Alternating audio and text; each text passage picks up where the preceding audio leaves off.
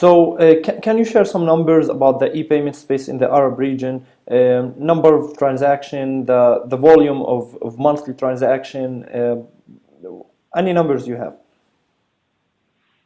Oh, I have a lot of numbers. I've been studying the market for the last, I'd say, 18 months, very seriously in the last 24 months, when I kind of started the idea with my partner Sheikh, Yeah. et cetera. So I could say 90% of transactions right now in the Middle East are credit card, debit card based. Interestingly, debit card transactions are much higher than credit cards. It's more like an 80 to 20. Why? Because in the U.S., credit is bigger or as big as credit as debit, because the U.S. has a pretty good credit bureau system. So when somebody says, "Hey, give me a credit," the creditor knows everything about you. Based on your social security number, they can track everything. They know how much money you make, how many houses you have or not have, cars, loans, etc. In the Middle East, they're starting this process, but it doesn't exist. That's why credit is very low and debit is much higher on the transactions.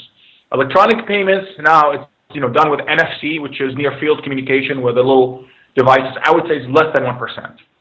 E-commerce, total e-commerce transactions throughout the whole Middle East is somewhere between, I think, like 2.3 billion to 4 billion, to 3.9 billion, and that was based on a Visa research that they produced in 2011.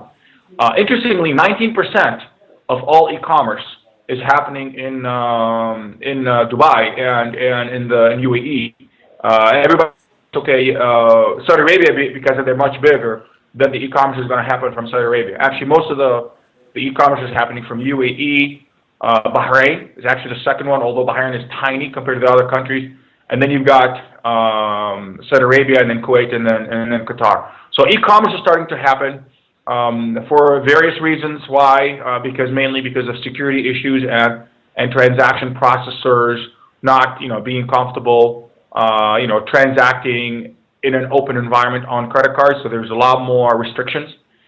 So there's all kind of different things, but it all leads to a single direction, which is it just could get better from here. I mean, it is definitely, when you compare to Western countries, it's much lower, but the direction of e-payments is positive. But like I was saying, the best way to get something going in the Middle East relating to e-payments is to partner with an existing large player, or resolve all the licensing issues up front with the local governments before you make your investments. Otherwise, you'll just sit around, just spin your wheels, and not be able to get anything going.